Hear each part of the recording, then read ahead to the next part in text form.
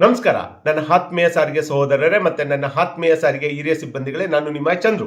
ಸ್ನೇಹಿತರೆ, 8/4/2026 ಚಿತ್ರದುರ್ಗದಿಂದ ಬೆಂಗಳೂರಿನ ಫ್ರೀಡಂ ಪಾರ್ಕ್ ವರೆಗೂ ಸಾರಿಗೆ ನೌಕರರ ನ್ಯಾಯಯುತ ಬೇಡಿಕೆಗಳನ್ನು ಈಡೇರಿಸುವಂತೆ ಒತ್ತಾಯಿಸಿ ಏನು ಪಾದಯಾತ್ರೆ ಮಾಡಿ 21/4/2026ರಿಂದ ಬೆಂಗಳೂರಿನ ಫ್ರೀಡಂ ಪಾರ್ಕಲ್ಲಿ ಅನಿರ್ದಿಷ್ಟಾವಧಿ ಉಪವಾಸ ಸತ್ಯಾಗ್ರಹ ಮಾಡೋಕ್ಕೆ ಏನು ನಾವು ಕಾರ್ಯಕ್ರಮಗಳನ್ನ ಹಮ್ಮಿಕೊಂಡಿದ್ವಿ. 21/4/2026ರಂದು ಸರ್ಕಾರಗಳು ನಮ್ಮ ಬೇಡಿಕೆಗಳನ್ನು ಈಡೇರಿಸುವ ಬದಲು ನಮ್ಮ ಹೋರಾಟಗಳನ್ನು ಹತ್ತಿಕ್ಕುವ ಸಲುವಾಗಿ ಪೊಲೀಸ್ ಇಲಾಖೆಯನ್ನು ಬಳಸಿಕೊಂಡು ಅಲ್ಲಿಗೆ ಬಂದಿದ್ದಂಥ ಹೋರಾಟಗಾರನೆಲ್ಲ ಬಂಧಿಸಿ ಸುಮಾರು 11-11:30ವರೆಗೂ ನಮ್ಮನ್ನೆಲ್ಲ ಬಂಧಿಸಿಟ್ಟುಕೊಂಡು 11:30 ನಂತರ ನಮ್ಮನ್ನೆಲ್ಲ ಬಿಡುಗಡೆ ಮಾಡಿದ್ರು.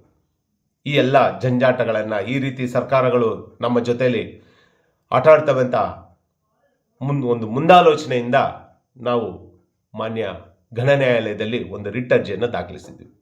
ರಿಟ್ ಅರ್ಜಿಯಲ್ಲಿ ನಾವು ಅನಿರ್ದಿಷ್ಟಾವಧಿ ಉಪವಾಸ ಸತ್ಯಾಗ್ರಹ ಮಾಡೋಕ್ಕೆ ಪೊಲೀಸ್ ಇಲಾಖೆಗೆ ಸ್ಥಳಾವಕಾಶ ನೀಡಲು ಸೂಚನೆ ನೀಡಬೇಕಂತ ಕೇಳಿದಾಗ ಘನ ನ್ಯಾಯಾಲಯ ಅನಿರ್ದಿಷ್ಟಾವಧಿ ಉಪವಾಸ ಸತ್ಯಾಗ್ರಹಗಳಿಗೆಲ್ಲ ಮಾಡೋಕ್ಕೆ ಅವಕಾಶ ನೀಡೋಕ್ಕೆ ಬರಲ್ಲ ಅಂತ ಏನು ಪೊಲೀಸ್ ಇಲಾಖೆಯವರು ಒಂದು ಮೆಮೊನ ಮೂವ್ ಮಾಡಿದರು. ಅದಕ್ಕೆ ಪುಷ್ಟಿ ಕೊಡುತ್ತಾ ಕೆಲವು ಸುಪ್ರೀಂ ಕೋರ್ಟ್ನ ಆರ್ಡರ್ಗಳನ್ನ ಕೋರ್ಟ್ ಮಾಡಿ ಅನಿರ್ದಿಷ್ಟಾವಧಿ ಬದಲಾಗಿ ನಿರ್ದಿಷ್ಟ ದಿನಗಳಿಗೆ ನೀವು ಪರ್ಮಿಷನ್ ಕೇಳಿ ಮತ್ತು ಸರ್ಕಾರ ಕರ್ನಾಟಕ ರಾಜ್ಯ ಪತ್ರದಲ್ಲಿ ಹೊರಡಿಸಿರುವ ನಮೂನೆಯಲ್ಲಿ ನೀವು ಏನು ಅರ್ಜಿಯನ್ನು ಸಲ್ಲಿಸಿ ಒಂದು ಅನುಮತಿಯನ್ನು ಪಡೆದು ಹೋರಾಟಗಳನ್ನ ಮಾಡೋಕ್ಕೆ ಏನು ಮೌಖಿಕವಾಗಿ ಆದೇಶ ಬಂದಿದೆ ಮತ್ತು ಅದರ ಇನ್ನೂ ಕೋರ್ಟ್ ಕಾಪಿಗಳು ಇನ್ನೂ ವೆಬ್ಸೈಟಲ್ಲಾಗಿ ಅಪ್ಲೋಡ್ ಆಗಿಲ್ಲ ಮತ್ತು ನಾವು ಅದನ್ನು ಕಾಪಿಯನ್ನು ಹೈಕೋರ್ಟಲ್ಲಿ ಅಪ್ಲೈ ಮಾಡಿದ್ದೀವಿ. ಕಾಪಿ ಬಂದಿದ ತಕ್ಷಣ ನಮ್ಮ ಮುಂದಿನ ವಿಚಾರಗಳು ಮಾಡ್ತೀವಿ.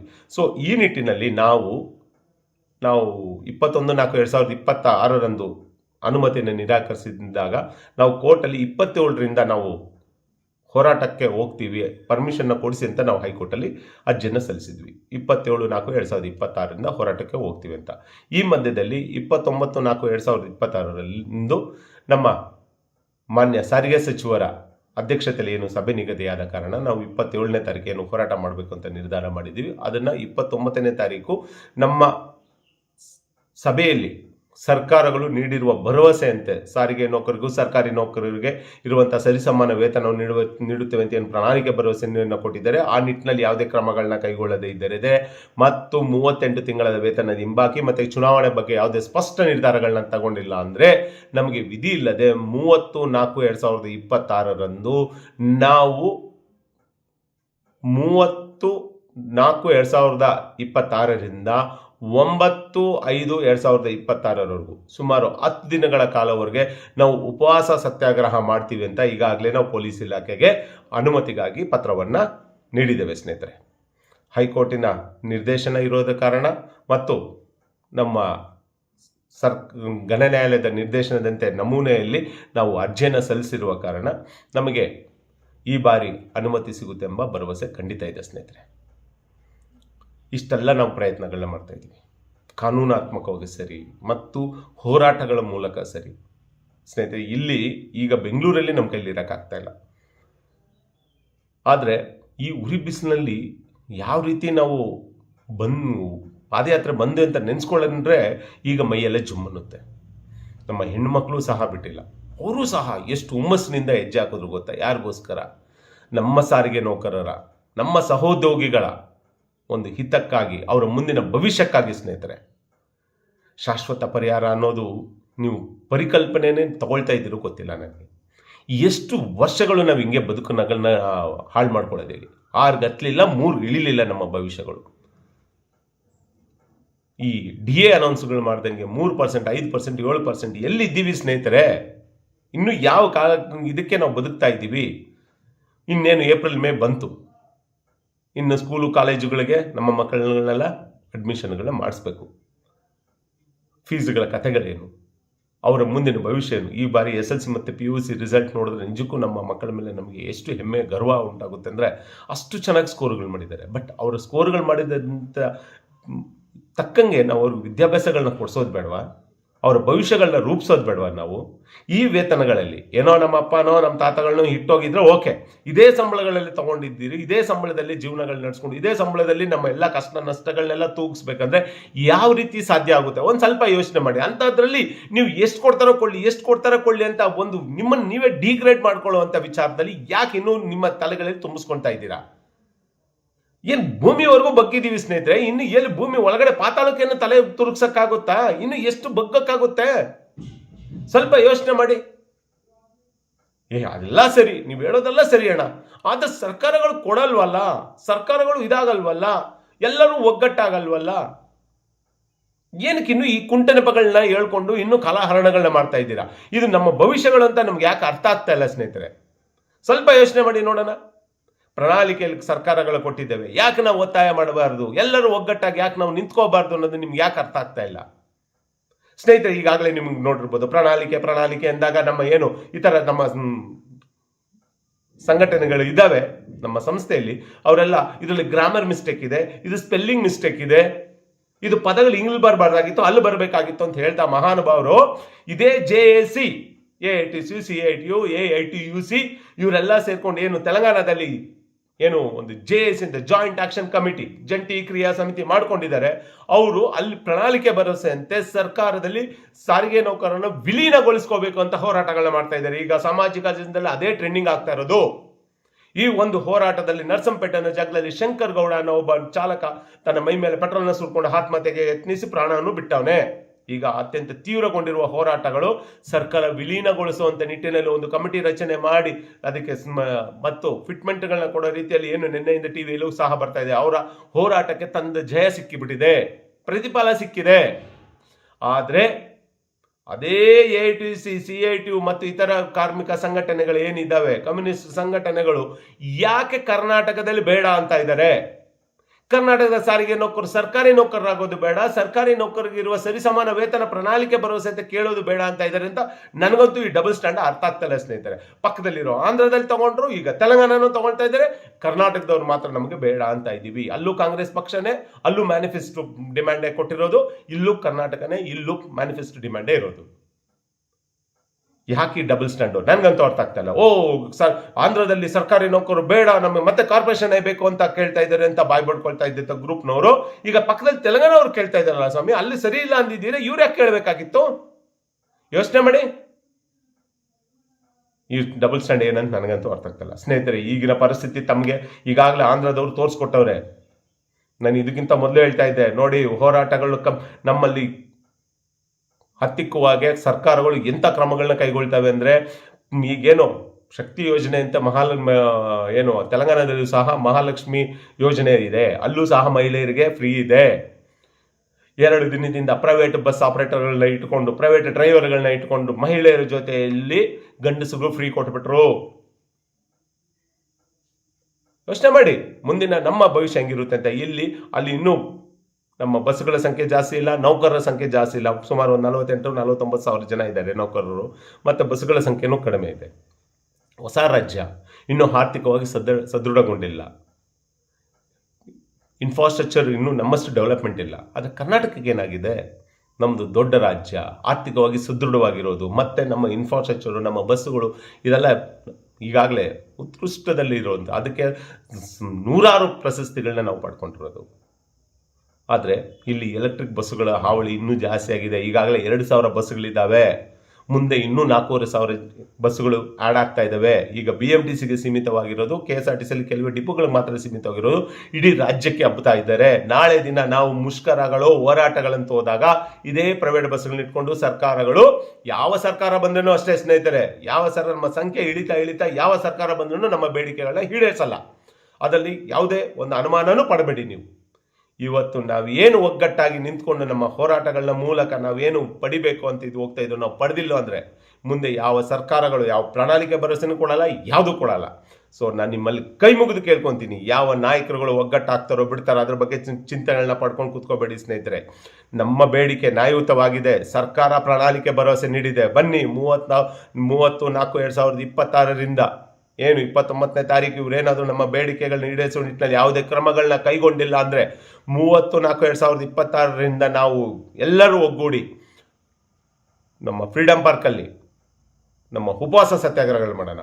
10 ದಿನದವರೆಗೂ ನೀವೇನಾದರೂ ಸರ್ಕಾರಗಳು, ಆಡಳಿತ ಮಂಡಳಿಗಳು, ಸಾರಿಗೆ ನೌಕರರ ನ್ಯಾಯಯುತ ಬೇಡಿಕೆಗಳು ಈಡೇರಿಸುವ ನಿಟ್ಟಿನಲ್ಲಿ ಯಾವುದೇ ಕ್ರಮಗಳನ್ನ ಕೈಗೊಂಡಿಲ್ಲ ಅಂದರೆ ಮುಂದಿನ ದಾರಿ ಇನ್ನಷ್ಟು ಉಗ್ರವಾಗಿರುತ್ತೆ ಹೊರತು ಅಲ್ಲಿಂದ ಮಾತ್ರ ಕೈ ಅಂತೂ ಬಿಡಲ್ಲ.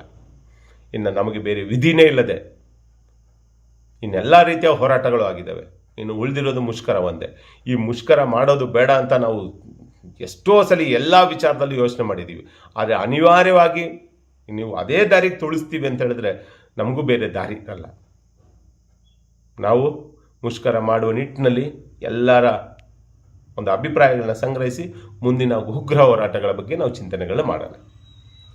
ಈ ಸಮಯದಲ್ಲಿ ಮತ್ತೊಮ್ಮೆ ನನ್ನ ಎಲ್ಲ ಇತರ ಸಂಘಟನೆಯಲ್ಲಿ ಕೈ ಮುಗಿದು ಕೇಳ್ಕೊತೀನಿ. ಅದರಲ್ಲೂ ಮುಖ್ಯವಾಗಿ ಸ್ಟಾಫ್ ಆ್ಯಂಡ್ ವರ್ಕರ್ಸ್ ಫೆಡರೇಷನ್ನ ನೂತನ ಅಧ್ಯಕ್ಷರಾಗಿ ಬಂದಿರುವ ಜ್ಯೋತಿ ಮೇಡಮ್ ಅವ್ರಿಗೆ ನಮಸ್ಕರಿಸುತ್ತಾ, ಮೇಡಮ್ ದಯವಿಟ್ಟು ನಿಮ್ಮ ತಂದೆಯ ಕಾಲಘಟ್ಟದಿಂದ ನಾನು 5 ಪತ್ರಗಳನ್ನು ಬರೆದು ಇದನ್ನೇ ನಾನು ಮನೆಗಂಡಿದ್ದು, ಈ ಭಯನೇ ನನ್ನನ್ನು ಕಾಡ್ತಾ ಇದ್ದಿದ್ದು. ಇವತ್ತು ನರ್ಸಂಪೇಟಲ್ಲಿ ಒಬ್ಬರು ಶಂಕರ್ ಗೌಡ ಸತ್ತಂಗೆ ನಮ್ಮ ರಾಜ್ಯದಲ್ಲಿ ಯಾರೋ ಶಂಕರಪ್ಪನೋ, ಮುನಿಯಪ್ಪನೋ, ಮಹೇಶನೋ, ಸುರೇಶನೋ, ಅಂಬರೀಷನೋ ಮೈಸೂರು, ಮಂಡ್ಯದಲ್ಲೋ, ಹುಬ್ಳಿ, ಧಾರವಾಡಲ್ಲೋ, ಬೆಂಗಳೂರಲ್ಲೋ ಅಥವಾ ಬೀದರು, ಕಲಬುರಗಿಯಲ್ಲೋ ಯಾರೂ ಸಾಯೋದು ಬೇಡ ಮೇಡಮ್. ನಾವೆಲ್ಲರೂ ಒಗ್ಗಟ್ಟಾಗಿ ಏನು ಸರ್ಕಾರ ಪ್ರಣಾಳಿಕೆಯಲ್ಲಿ ಘೋಷಣೆ ಮಾಡಿದೆ ಅದನ್ನು ಮಾಡಿ ಅಂತ ನಾವೆಲ್ಲರೂ ಒಗ್ಗಟ್ಟಾಗಿ ಆಂಧ್ರ ಮತ್ತು ತೆಲಂಗಾಣದಲ್ಲಿ ಕೇಳಿದ್ರೆ, ನಿಮ್ಮ ರೀತಿಯಲ್ಲಿ ಕೇಳಿದ್ರೆ ಸರ್ಕಾರಗಳು ನುಳ್ಸ್ಕೊಳ್ಳೋಕ್ಕೆ ಕಾರಣಗಳೇ ಹುಡುಕೋಕ್ಕಾಗಲ್ಲ ಮೇಡಮ್. ಒಂದು ಕಾಲಾವಕಾಶ ಕೇಳ್ಬೋದು ಅಥವಾ ನಮ್ಮ ಬೇಡಿಕೆನೇ ಈಡೇರಿಸಲೇಬೇಕಾಗುತ್ತೆ. ಈ ನಿಟ್ಟಿನಲ್ಲಿ ಶರ್ಮಾಜಿಯವ್ರನ್ನೂ ಸಹ ಭೇಟಿ ಮಾಡಿದ್ದೀವಿ. ಅವರೂ ಸಹ ತಮ್ಮ ತಂದೆಯವರಿಗೆ ಹೇಳಿದ್ದಾರೆ. ಆದರೆ ಅವರ ಜೊತೆಲಿ ಇರುವವರು ಒತ್ತಡನೋ ಮತ್ತೊಂದೋ ಮಗದೊಂದೋ ಗೊತ್ತಿಲ್ಲ, ಇದಾಗಲಿಲ್ಲ. ಬಟ್ ಅವ್ರು ಇರೋವರೆಗೂ ನಾನು ನಿಜವಾಗ್ಲೂ ಅವರು ನಮಗೊಬ್ಬರು ಪೈಪೋಟಿ ಆಗಿದ್ರೆ ಹೊರತು ನನ್ನ ವಿರೋಧಿ ಆಗಿರಲಿಲ್ಲ.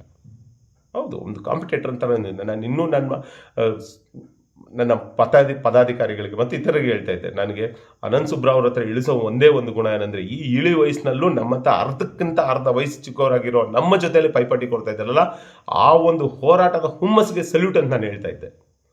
ಯಾವತ್ತೂ ಬೇರೆಯವರು ಏನೇನಾದರೂ ಅಂದ್ಕೊಳ್ಳಿ, ನಾನು ಯಾವತ್ತೂ ಅವ್ರ ಬಗ್ಗೆ ಎಲ್ಲೂ ಕೆಟ್ಟ ಪದಗಳನ್ನ ಬಳಸಿ ಮಾತಾಡಿಲ್ಲ. ಒಂದು ಪೈಪೋಟಿಯಲ್ಲಿ ಆರೋಗ್ಯಕರ ಟೀಕೆಗಳನ್ನ ಮಾಡಿದ ಸಮಯದಲ್ಲಿ ಟೀಕೆಗಳು ಮಾಡಿದರೆ ಅವ್ರಿಗೆ ಏನು ಮಾಡಿರುವಂಥ ಕೆಲಸಗಳ ನ್ಯೂನತೆಯಲ್ಲಿ ಮಾತಾಡಿದ್ದೇನೆ ಹೊರತು ವ್ಯಕ್ತಿಗತವಾಗಿ ಅವ್ರನ್ನ ನಾನು ಯಾವತ್ತೂ ಟೀಕೆ ಮಾಡಿಲ್ಲ ಮೇಡಮ್. ಈ ಒಂದು ವಿಚಾರದಲ್ಲೇ ನಾನು ಸತ್ಯಗಳು ನಿಮ್ಮ ತಂದೆಯವರು ತೀರೋಗಿದ್ದಾರೆ ಅಂತ ತಿಳಿದ ತಕ್ಷಣ ನಾನು ಅವರ ಪಾರ್ಥಿವ ಶರೀರವನ್ನು ನೋಡೋಕ್ಕೆ ನಾನು ಅಲ್ಲಿ ಬಂದಿದ್ದು. ಆದರೆ ಅಲ್ಲೂ ಅವಮಾನಗಳನ್ನ ಮಾಡಿದ್ರೆ ಏನೋ ಮಾಡಿದ್ರು, ಆದರೆ ನಾನು ಅದನ್ನೆಲ್ಲ ತಲೆಯಲ್ಲಿ ಇಟ್ಕೊಂಡಿಲ್ಲ. ಒಂದು ಉತ್ಕೃಷ್ಟ ಮಹಾನಾಯಕನ ನಿಧನನಾಗಿದ್ದಾನೆ, ಅವರ ಒಂದು ಅಂತಿಮ ದರ್ಶನ ಪಡಿಬೇಕು ಅನ್ನೋ ಒಂದಕ್ಕೋಸ್ಕರ ನಾನು ಬಂದಿದ್ದೆ. ಆದ್ದರಿಂದ ನಾವು ಅಲ್ಲಿ ಬಂದ್ರೂ ಸರಿ, ಯಾವುದೇ ಪ್ರಚಾರಕ್ಕೆ ಬಂದಿಲ್ಲ ಮೇಡಮ್. ಒಂದೇ ಒಂದು ಫೋಟೋನೂ ನಾನು ತೆಗೆಸ್ಕೊಂಡಿಲ್ಲ ಎಲ್ಲೂ. ನಾನು ಬಂದು ಹೋಗಿದ್ದು ಯಾರಿಗೂ ಗೊತ್ತಿಲ್ಲ. ನೀವು ನಮ್ಮನ್ನು ಬೈದು ಅವಮಾನ ಪಡಿಸಿದ್ದು ನೀವೆಲ್ಲ ಮೇಡಮ್, ನಿಮ್ಮವರು ಅವ್ರು ಮಾಡಿದ್ದು ನಾನು ಎಲ್ಲೂ ಹೇಳ್ಕೊಂಡಿಲ್ಲ. ಆದರೆ ಹಿಂದಿಂದೆಲ್ಲ ಬಿಟ್ಟು ಮರೆಯೋಣ ಮೇಡಮ್. ನೌಕರರ ಹಿತದೃಷ್ಟಿಯಿಂದ ಎಲ್ಲ ಸಂಘಟನೆಗಳು ಒಂದಾಗಿ ಒಂದು ಪ್ರಣಾಳಿಕೆ ಭರವಸೆ ಅಂತ ಕೊಟ್ಟಿದ್ದಾರಲ್ಲ ಸರ್ಕಾರ, ಅದರ ಮೇಲೆ ಎಲ್ಲರೂ ನಮ್ಮ ಗಮನವನ್ನು ಕೇಂದ್ರೀಕರಿಸಿ ನಮ್ಮ ಮುಂದಿನ 34/2026 ನಾವು ಎಲ್ಲರೂ ಒಟ್ಟುಗೂಡಿ ಫ್ರೀಡಮಲ್ಲಿ ಕೂತ್ಕೊಳ್ಳೋಣ ಮೇಡಮ್. ಆ ಸಂಖ್ಯೆನೇ ಸಾಕು ಮೇಡಮ್. ನಮ್ಗೆ ನಿಜವಾಗ್ಲೂ ಹೇಳ್ತಾ ಇದ್ದೀನಿ. ಮತ್ತು ಶರ್ಮಾಜಿಯವರು ಸಹ ಇದರಲ್ಲಿ ಒಂದು ಧ್ವನಿ ಕೂಡಿಸ್ಬಿಟ್ರೆ ಇದಕ್ಕಿಂತ ಒಂದು ಈ ಸಾರಿಗೆ ಸಂಸ್ಥೆ ಇತಿಹಾಸದಲ್ಲಿ ಮತ್ತೊಂದು ಇತಿಹಾಸ ನಿರ್ಮಾಣ ಆಗಿಬಿಡುತ್ತೆ ಮೇಡಮ್. ನಮ್ಮ ಸಮಸ್ತ ಸಾರಿಗೆ ನೌಕರರ ಮತ್ತು ಅವರ ಕುಟುಂಬ ಸದಸ್ಯರ ಭವಿಷ್ಯಗಳೇ ಅಡಗಿದೆ ಮೇಡಮ್. ಇನ್ನು ಎಷ್ಟು ಸಾವು ನೋವುಗಳು ಈ ಮುಷ್ಕರದಿಂದ ಹಾಗೂ ಅನಾಹುತಗಳನ್ನೆಲ್ಲ ತಪ್ಪಿಸೋಕ್ಕೆ ಇದಕ್ಕಿಂತ ನಮಗೆ ಒಳ್ಳೆ ಸುವರ್ಣಾವಕಾಶ ಮತ್ತೊಂದು ಸಿಗಲ್ಲ ಅಂತ ನನ್ನ ಭಾವನೆ ಮೇಡಮ್. ಆದ್ದರಿಂದ ಸ್ನೇಹಿತರೆ, ನಾನು ಮತ್ತೊಮ್ಮೆ ನಿಮ್ಮಲ್ಲಿ ಕೇಳ್ಕೊಳ್ತಿದ್ದೀನಿ, ಇದಕ್ಕಿಂತ ಸುವರ್ಣಾವಕಾಶ ಸಿಗಲ್ಲ ಅಂತ ಮತ್ತೆ ಒತ್ತಿ ಹೇಳ್ತಾ ಇದ್ದೀನಿ. ಬನ್ನಿ 29/4/2026 ಮಾನ್ಯ ಸಾರಿಗೆ ಸಚಿವರ ಸಭೆಯಲ್ಲಿ ನಮ್ಮ ಬೇಡಿಕೆಗಳನ್ನ ಏನು ಇಟ್ಟಿದ್ದೀವಿ ಅದು ನ್ಯಾಯಯುತ ಮತ್ತು ಶಾಶ್ವತ ಪರಿಹಾರಕ್ಕಾಗಿ ನಾವೇನು ಬೇಡಿಕೆ ಇಟ್ಟಿದ್ದೀವಿ ಆ ಬೇಡಿಕೆ ಇಲ್ಲ ಅಂದರೆ ಮತ್ತು ಆ ಬೇಡಿಕೆ ಈಡೇರಿಸುವಂಟಿನಲ್ಲಿ ಸರ್ಕಾರಗಳು ಯಾವುದೇ ಕ್ರಮಗಳನ್ನ ಕೈಗೊಂಡಿಲ್ಲ ಅಂದರೆ 30/4/2026 ಯಾವುದೇ ಕುಂಟನೆಪಗಳನ್ನ ಇಡಬೇಡಿ ಸ್ನೇಹಿತರೆ. ಅಯ್ಯೋ ನನಗೆ ಸ್ವಲ್ಪ ಕೆಲಸ ಇತ್ತು, ನಮ್ಮ ಮನೇಲಿ ಜಾತ್ರೆಗಳಿತ್ತು, ಇವೆಲ್ಲ ನಿಮ್ಮ ಮುಂದಿನ ಭವಿಷ್ಯಕ್ಕೆ ನೀವೇ ಕೊಡೆಲಿ ಪೆಟ್ಟುಗಳನ್ನ ಹಾಕೊಂಡಂಗೆ. ಅದಕ್ಕೆಲ್ಲ ಆಸ್ಪದಗಳನ್ನ ಕೊಡಬೇಡಿ. ಹೆಚ್ಚಿನ ಸಂಖ್ಯೆಯಲ್ಲಿ ಬಂದು ಈ ಹೋರಾಟಗಳಲ್ಲಿ ಹಮ್ಮಿಕೊಳ್ಳೋದ್ರ ಮುಖಾಂತರ ನಮ್ಮ ಬೇಡಿಕೆಯನ್ನು ಈಡೇರಿಸ್ಕೊಳ್ಳೋಣ ಸ್ನೇಹಿತರೆ. ಮುಂದಿನ ಸಂಸ್ಥೆಯಲ್ಲಿ ಆಗುವಂಥ ಬದಲಾವಣೆಗಳಲ್ಲಿ ನೀವೆಲ್ಲರೂ ಮುಂದಿನ ಯೋಚನೆಗಳನ್ನ ಮಾಡಿ. ನಾನು ಇನ್ನೂ ಹೇಳ್ಬೋದು, ಬೇಜಾನ್ ವಿಚಾರಗಳನ್ನ ಹೇಳ್ಬೋದು, ಆದರೆ ನಾನೇ ನನ್ನ ನೌಕರನ್ನ ಬೇರೆ ರೀತಿಯಲ್ಲಿ ಪ್ರಚೋದನೆ ಮಾಡ್ದಂಗೆ ಆಗುತ್ತೆ. ಅದನ್ನು ಮಾಡಬಾರ್ದು. ಯಾಕಂದರೆ ಒಬ್ಬ ನಾಯಕನಾಗಿ ನೌಕರನ್ನ ಉಳಿಸ್ಕೊಳ್ಳುವಂಥ ಕೆಲಸಗಳನ್ನ ಮಾಡಬೇಕು ಹೊರತು ಅವರ ಹಾಳು ಮಾಡೋಂಥ ವಿಚಾರಗಳನ್ನ ಮಾಡಬಾರ್ದು. ಈಗಾಗಲೇ ನೋಡಿರ್ಬೋದು, ನಾವು ಪಾದಯಾತ್ರೆಯಿಂದ ಬರಬೇಕಾದ್ರೆ ಕೆಲಸಕ್ಕೆ ಬರದ ಕೆಲವು ತುಕ್ಕಾಲಿ ನಾಯಕರುಗಳು ಅಂತಲೇ ಹೇಳ್ಬೋದು. ಇವರ ನಾಯಕರು ನಾನು ದೊಡ್ಡ ಇವ್ರಂತ ಇವರ ಹೋರಾಟಗಳು ಎಲ್ಲಿದ್ದಾವೆ ಅಂತ ನೀವು ಹುಡುಕಿದ್ರೂ ಸಿಗಲ್ಲ. ಇವರು ಏನು ಡಿಪೋ ಮ್ಯಾನೇಜರ್ಗಳಿಗೆ ಫೋನ್ ಮಾಡೋದು, ಮತ್ತೊಂದು ಮಗದೊಂದು ಏನು ಆಳಿಸೋದು ಹೋರಾಟಗಳನ್ನ, ಇದೆಲ್ಲ ಅವರನ್ನು ಸಂಘಟನೆ ನಾಯಕರು ಯಾವ ರೀತಿ ಕಲಿಸ್ಕೊಟ್ಟವ್ರೆ ಅಂತ ನನಗಂತೂ ಗೊತ್ತಿಲ್ಲ. ಹೋರಾಟಗಳನ್ನ ಹತ್ತಿಕ್ಕುವ ನಿಟ್ಟಿನಲ್ಲಿ ಯಾವ್ಯಾವ ಕೆಲಸಗಳನ್ನ ಮಾಡಬಾರ್ದು, ಅಲ್ಕಾ ಕೆಲಸಗಳನ್ನಂತ ಹೇಳ್ಬೋದು, ಮಾಡಬಾರ್ದು ಎಲ್ಲ ಮಾಡೋದು. ಆದರೆ ನಾವು ಎದುಗುಂದಿಲ್ಲ. ಮಾಡ್ತಾರಾ ಕುಡ್ದವರು ಏನು ಪಾದಯಾತ್ರೆ ಒಂದು ಹೋರಾಟಗಳ ಕರೆ ಕೊಡಿ ನೋಡೋಣ ಅಂದರು. ಕರೆ ಕೊಟ್ಟವಲ್ಲ, ಕರೆ ಕೊಟ್ಟ ಮೇಲೆ ಮಾಡ್ತಾರ ನೋಡೋಣ ಅಂದರು, ಮಾಡಿದ್ವಲ್ಲ. ಪಾದಯಾತ್ರೆ ಬಂದ್ಬಿಡ್ಲಿ ನೋಡೋಣ ಅಂದರು, ಬಂದ್ವಲ್ಲ. ಅನಿರ್ದಿಷ್ಟಾವಧಿ ಉಪವಾಸ ಸತ್ಯಾಗ್ರಹ ಮಾಡಿಬಿಡ್ಲಿ ನೋಡೋಣ ಅಂದರು, ಬಂದ್ವಿ. ಪೊಲೀಸರು ಅರೆಸ್ಟ್ ಮಾಡಿದ್ರು, ಆದ್ವಿ. ಮತ್ತೆ ಕೋರ್ಟ್ಗೆ ಹೋದ್ವಿ, ಅಲ್ಲಿಂದನೂ ನಾವು ಒಂದು ಇದು ಮಾಡ್ಕೊಂಡ್ಬಂದ್ವಿ. ಈಗ ನಿರ್ದಿಷ್ಟ ಸಮಯಕ್ಕೆ ಮಾಡಿ ಅಂತ ಮಾಡ್ತೀವಿ, ಕೊಟ್ಟಿದ್ದೀವಿ. ಆ ಪರ್ಮಿಷನ್ ಸಿಕ್ಕಿದ ತಕ್ಷಣನೇ, ಸಿಕ್ಕಲಿಲ್ಲ ಅಂದರೆ ಬೇರೆ ದಾರಿಗಳನ್ನ ಹುಡುಕ್ತೀವಿ. ಹೂಡಿಕೆ ನಾವು ಸತ್ಯಾಗ್ರಹಗಳನ್ನ ಮಾಡ್ತೀವಿ. ಮತ್ತೆ ನಮ್ಮ ಬೇಡಿಕೆ ಈಡೇರಿಸಿಕೊಳ್ಳೋಕ್ಕೋಸ್ಕರ ನಾವು ನುಗ್ಗ್ತೀವಿ. ಇವತ್ತೇನು ತೆಲಂಗಾಣದಲ್ಲಿ ಏನು ಪ್ರತಿಫಲಗಳನ್ನ ಪಡ್ಕೊಂಡಾರೆ ಪ್ರಣಾಳಿಕೆ ಭರವಸೆ ಅಂತೆ, ಆ ಪ್ರತಿಫಲವನ್ನು ಕರ್ನಾಟಕದ ಸಾರಿಗೆ ನೌಕರರು ಪಡಿತಾರೆ. ಈ ನಿಟ್ಟಿನಲ್ಲಿ ಕೂಟ ಮತ್ತು ಒಕ್ಕೂಟ ಶತಸಿದ್ಧವಾಗಿ ತನ್ನ ಪ್ರಾಣ ಎಲ್ಲವನ್ನ ಪಣಕ್ಕಿಟ್ಟು ನಾವು ಹೋರಾಟಗಳನ್ನ ಮಾಡೋಕ್ಕೆ ನಾವು ರೆಡಿ ಇದ್ದೀವಿ. ಆದ್ದರಿಂದ ಸ್ನೇಹಿತರೆ, ಇದು ನಮ್ಮ ಕುಟುಂಬಗಳ ಭವಿಷ್ಯ ಮತ್ತು ಉಳಿವಿನ ಪ್ರಶ್ನೆ. ದಯವಿಟ್ಟು ಏನು 29/4/2026 ನಮ್ಮ ಬೇಡಿಕೆ ಈಡೇರುವ ನಿಟ್ಟಿನಲ್ಲಿ ಯಾವುದೇ ಸರ್ಕಾರಗಳು ಕ್ರಮಗಳು ಕೈಗೊಂಡಿಲ್ಲ ಅಂದರೆ ಈ ಚೌಕಾಸಿ 3%, 5%, 7% DAಗಳು ಅನೌನ್ಸ್ ಮಾಡ್ದಂಗೆ ಮಾಡಿದ್ರೆ ನಿಜವಾಗ್ಲೂ ನಮ್ಮ ಜೀವನಗಳು ಉದ್ಧಾರ ಆಗಲ್ಲ. 40% ಡಿಫ್ರೆನ್ಷಿಯೇಷನ್ ಇರೋದನ್ನ 25% ಕೇಳಿದರೆ 25%ಅಲ್ಲಿ 3, 5, 7 ಬಂದವ್ರೆ. ಇನ್ನೆಷ್ಟು ಹತ್ಬೋದು ಅಂತ ನಾವೆಲ್ಲ ಎದುರು ನೋಡ್ಬೋದು. ಅದು 26 ಅಲ್ಲಿ 38 ತಿಂಗಳಲ್ಲಿ 26 ಅಂದವ್ರೆ, ಅಲ್ಲಿ 12 ತಿಂಗಳು ಹೋಯ್ತು. ಈ ಕಡೆ 1/4/2025 ಕೊಡ್ತೀವಿ ಅಂತ ಇದ್ದಾರೆ. ಅಲ್ಲಿ 1/1/2024 ಕೊಡಬೇಕಿತ್ತು. ಇಲ್ಲ ಒಂದು 15 ತಿಂಗಳು ಹೋಯ್ತು ನಮ್ಮ ಸರ್ವಿಸಲ್ಲಿ. ಎಷ್ಟು ಅಂತ ಕಳ್ಕೊತೀರಾ? ಸೊ ಇದಕ್ಕೆಲ್ಲನೂ ಮುಕ್ತಿ ಆಡೋದಕ್ಕೆ ಶಾಶ್ವತ ಪರಿಹಾರ ಒಂದೇ, ಪ್ರಣಾಳಿಕೆ ಬರೆಸುವಂತೆ ಸರಿಸಮಾನ ವೇತನ. ಆದ್ದರಿಂದ ನಮ್ಮ ನಿವೃತ್ತಿಗೊಂಡ ನೌಕರರು, ನಿಮ್ಮ ಭವಿಷ್ಯವೂ ಇದ್ರೆ ನಿಮಗೆ ಬರಬೇಕಾಗಿರುವ ಆರ್ಥಿಕ ಸೌಲಭ್ಯಗಳು ಇದರಲ್ಲಿ ಅಡಗಿದ್ದಾವೆ. ಮತ್ತು ಮುಂದಿನ ಭವಿಷ್ಯಕ್ಕೆ ನಾವೆಲ್ಲ ಇದ್ದೀವಿ ನಿಮ್ಮ ಹಿಂದೆ. ನೀವು ಪಟ್ಟಂಥ ಕಷ್ಟಗಳು ನಾವು ಪಡಬಾರ್ದು ಅಂತ ನೀವೆಲ್ಲರೂ ಮನಗೊಂಡ 21ರಲ್ಲಿ ಎಲ್ಲರೂ ನಮ್ಮ ಜೊತೆ ಕೈ ಜೋಡಿಸಿರೋದು. ಇನ್ನೊಂದು ಸರಿ ದಯವಿಟ್ಟು ನಮ್ಮ ಜೊತೆಲಿ ಕೈ ಜೋಡಿಸಿ. ನಿಮ್ಮ ಆರ್ಥಿಕ ಸೌಲಭ್ಯಗಳನ್ನು ಪಡೆದು ನಮ್ಮ ಮುಂದಿನ ಭವಿಷ್ಯಕ್ಕೂ ಸಾರಿಗೆ ನೌಕರಿಗೆ ಒಂದು ಭವಿಷ್ಯವನ್ನು ರೂಪಿಸೋಕ್ಕೆ ನೀವೆಲ್ಲರೂ ನಮಗೆ ಸಾಥ್ ಕೊಡಿ. ಮತ್ತು ಮನೇಲಿರುವ ಅಕ್ಕ ತಂಗಿಯರು, ಇದು ಯಾರಿಗಂತ ನೋಡಿದ್ರೆ ಏನೇ ಗಂಡ ಕಷ್ಟಪಟ್ಕೊಂಡ್ಬಂದ್ರೂ ಅದನ್ನು ಉಳಿಸಿ ಮನೆಯನ್ನು ಬೆಳೆಸಬೇಕಾಗಿರೋದು ನೀವು. ಈ ಬಾರಿ ಯಾವುದೇ ಅನಾಹುತಗಳಿಗೆ ನಾವು ಕಾರಣಗಳು ಕೊಡ್ತೀರ, ಕೋರ್ಟ್ನ ನಿರ್ದೇಶನದಂತೆ ನಾವು ಹೋರಾಟಗಳಿಗೆ ಹೋಗ್ತಾ ಇದ್ದೀವಿ. ದಯವಿಟ್ಟು ನೀವು ಸಹ ಇದರಲ್ಲಿ ಪಾಲ್ಗೊಳ್ಳುವ ಮೂಲಕ ನಿಮ್ಮದು ದೊಡ್ಡ ಮಟ್ಟದ ಕಾಂಟ್ರಿಬ್ಯೂಷನ್ನ ಈ ಹೋರಾಟಕ್ಕೆ ಕೊಡಬೇಕು ಅಂತ ನಮ್ಮಲ್ಲಿ ಕೇಳ್ಕೊತ ವಿಡಿಯೋ ತುಂಬ ಲೆಂತ್ ಆಯಿತು ಸ್ನೇಹಿತರೆ. ದಯವಿಟ್ಟು ಪಕ್ಕದ ತೆಲಂಗಾಣ ಇವತ್ತು ನೆನ್ನೆ ನ್ಯೂಸಲ್ಲಿ ಸಾಮಾಜಿಕ ಜಾಲದಲ್ಲಿ ಎಲ್ಲ ಬರ್ತಾಯಿದ್ದಾವೆ, ಎಲ್ಲವನ್ನು ಗಮನಿಸಿ ಅಲ್ಲಾಗಿದ್ದು ಇಲ್ಲಿ ಯಾಕಾಗಲ್ಲ ಅಂತ ಯೋಚನೆ ಮಾಡಿ. ಪ್ರಣಾಳಿಕೆ ಅನ್ನೋದು ಒಂದು ಸರ್ಕಾರ ಕೊಟ್ಟಂಥ ಒಂದು ಬಲವಾದ ಒಂದು ಭರವಸೆ. ನಾವು ಅದನ್ನು ನೋಡಿಕೊಂಡೆ ನಾವು ನಿಮ್ಗೆ ಓಟ್ ಕೊಟ್ಟಿದ್ದೀವಿ ಸ್ವಾಮಿ, ನಿಮ್ಮನ್ನು ಗೆಲ್ಸ್ಕೊಂಬಂದಿದ್ದೀವಿ.